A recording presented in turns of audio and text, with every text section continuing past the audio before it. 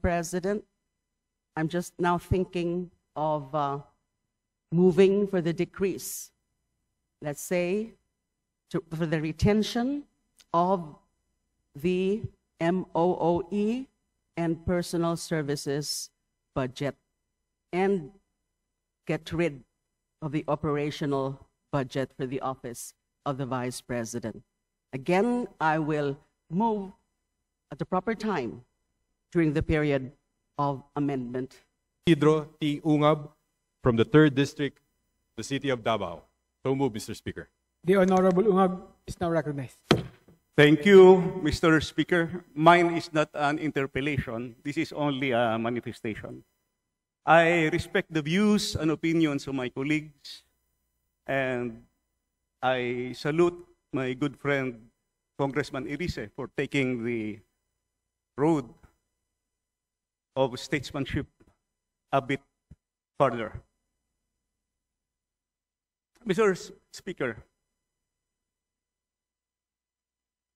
the budget of the Office of the Vice President had suffered so much reductions in 2024 and in 2025. Drastic reductions. I was a member of the previous Congress, the 19th Congress, and even there were two occasions that we were even debating at the committee level to the point of heated debates, perhaps altercation, to the point of disrepresentation, and the former congressman, now Senator Dante Marcoleta. We were debating at the Appropriations Committee level because during the time they were not willing to grant the traditional parliamentary courtesy deserving a higher or co-equal office of government. Mahaba yung discussion. Hindi ko lang maintindihan kung bakit diretso magtatanong yung mga kasama natin to a higher office, which is the office of the Vice President. We argued there. At respect for the due process, no for the budget process. How can we respect the budget process? Let me say this. My only hope is that all things will be corrected in this Congress. The budget process will be corrected in this budget and in this Congress. Why I said that? There are two parts of the annual budget that is presented to us by the executive. First part is the new general appropriations, and the second part is the automatic appropriations. Yung automatic appropriations, hindi na natin yan pinag-uusapan dito because they are already covered by previous special laws debated by our predecessors. Pero in the 2025 budget, the automatic appropriations were mangled. Lumampas. May dagdag bawas, 14 special laws were amended.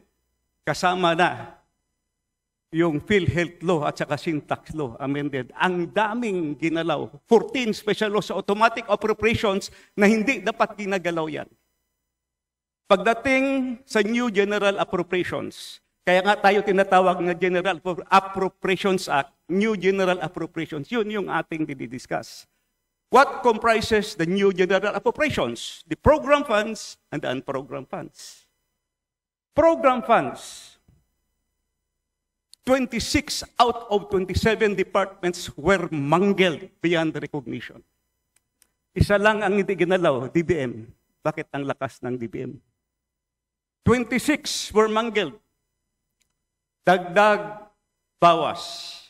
At saka yung program appropriations nilipat and program including the foreign assisted projects.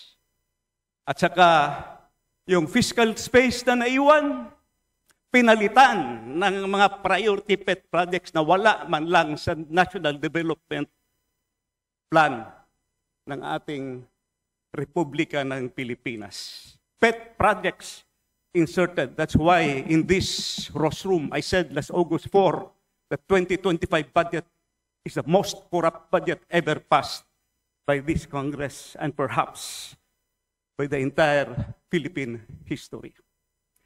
Ginalaw, program appropriations, and program appropriations may ongoing releases pa. Alam niyo kung anong worry ko? For us, legislators, even the executive, must consider that the number one priority of the Constitution says that education will be given the priority and the highest budget year per year. Sa 2025 budget, nahabol ng DPWH ang total infrastructure budget. Kahit ano pang sasabihin nila at binago yung composition, still malaki pa rin ang infrastructure budget kaysa education sector. And they are still releasing from unprogrammed funds. Mas lalong lumaki yung gap between infrastructure and education. Ladies and gentlemen of this House, it is our duty, it is our obligation to keep track, babantayan yung budget because education is the number one priority of the Republic of the Philippines. Iniwan na ng budget ng infrastructure. Highly questionable pa kasi yung mga releases ang malalaki. Flood control projects. Where can we get respect from that? Ladies and gentlemen of this House, my personal, yes, OBP, what I am saying is the budget process. How will we get respect? That's why the chairman, Madam, the Appropriations Committee, this Congress have a very big role to perform, to correct the image, to correct the impression. We must be able to come up with an honest-to-goodness budget for 2025. Yun lang po. Maraming salamat, Mr. Speaker. And Is now recognized. Thank you, Mr. Speaker, Mr. Sponsor. Dear colleagues, the letter of Vice President Sara Duterte, with all due respect, reeks of hate and impropriety. Considering that the subject matter is simply the proposed budget of her office, instead of addressing the issue with sobriety and professionalism, the letter reflects the lingering bad blood between her and the House, particularly the 19th Congress. And it set conditions that are clearly unreasonable and impossible. However, I firmly believe that the 20th Congress is doing its duty well in providing our people with the best possible budget for fiscal year 2026. Our task is to serve the people, not to be distracted by personal grievances or political animosities. The best way forward is simply to ignore the letter and proceed with the more important task at hand, the approval of the national budget. To ignore the letter and treat it as unimportant is in fact the most professional and dignified way of addressing this matter. Let us stay focused on our mandate and let us not allow personal conflicts to derail the people's budget.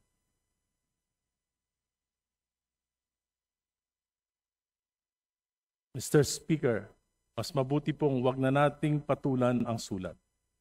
Let us ignore it and take the higher ground of humility.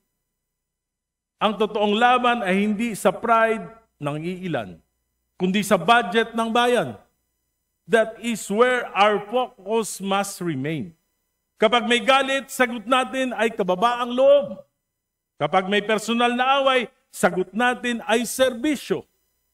The higher ground of humility is to proceed with the people's budget, tahimik, diretso, at malinaw. Mr. Speaker, silence can be the strongest statement. By ignoring the letter and moving forward, we show the country that Congress chooses humility over hostility and service over pride. Salamat po. Well noted, Mr. Speaker. Billion, okay. Can I get a breakdown of this? Mr. Speaker, What particular distinguished programs? particular programs, would it be specific projects po, as in line item per Specific line item? projects later. Okay. Was the programs lang muna. Like, is it sourced out from strengthening assistance for government, infra and social programs? Is it sourced out from support through foreign assisted projects? Is it sourced out from government counterpart for FAPs?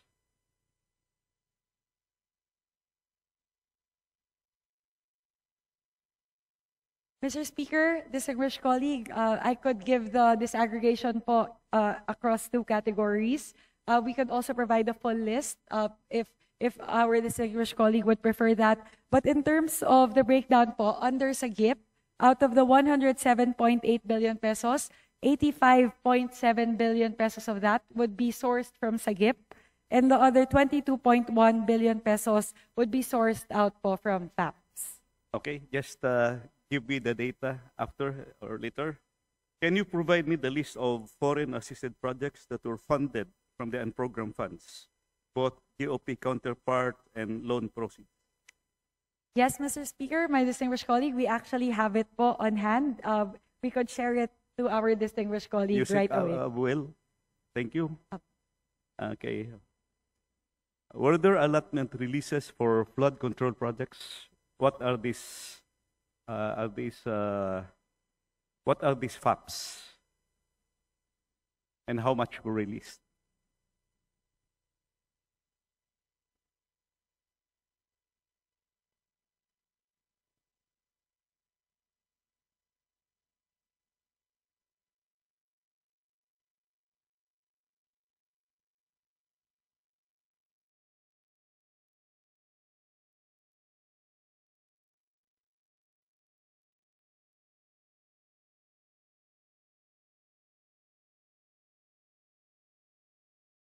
Mr. Speaker, my distinguished colleague, for the 22.1 billion pesos released from FAPS, I could share the breakdown, but there are, Is this for 2024, 2025? for 2024 po, Mr. Speaker, 2024, okay. there are 8 projects po, Okay. totaling 22.1 billion pesos. If our distinguished colleague would prefer, I could say them quickly po, or I could share the copy For as well po. 2024, if I remember it right, I questioned this during the DPWH budget. Those FAPs were stricken, were deleted from, so yung unprogrammed, are these the same projects that were deleted in the program funds for FAPs?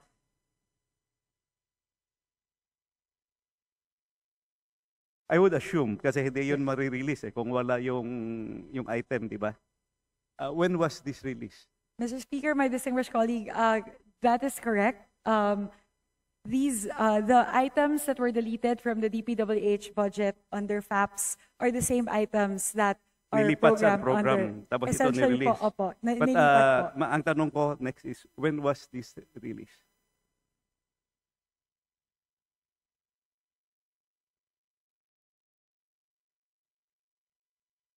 Ang point, anyway, you just, to save time, kasi umaandar yung minuto, just give it to me later. Ang point ko kasi, nadidelay yung mga projects because nilipat sa unprogram yung ang ating foreign assisted, the big projects, right? That is correct po. I'll answer po very quickly, Mr. Speaker, my distinguished colleague, na most of them po were released around February, May of the year 2024. Meron pong dalawa na June at September pero karamihan po February and May Which ng should have 2024. been released earlier kung nasa program plan siya, di ba? That Okay. is correct, Mr. Speaker, my distinguished colleague. There is a huge amount in 2024 under SAGIP, which will charge again Purpose 1 of the unprogrammed appropriations. What are the specific infra programs and projects that were provided with the release of these funds?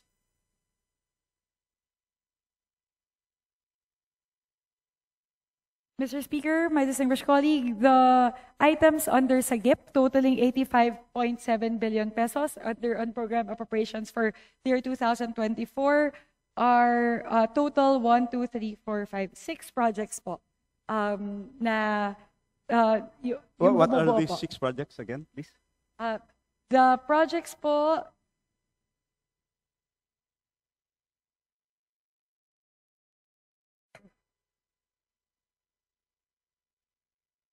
Mr. Speaker, my distinguished colleague, the number of line items are quite voluminous. They are spread across 6 line items. However, ano po, it comprises about 29 pages of line Kung items iba'y po. category natin, more or less, ano yung mga bulk allotments?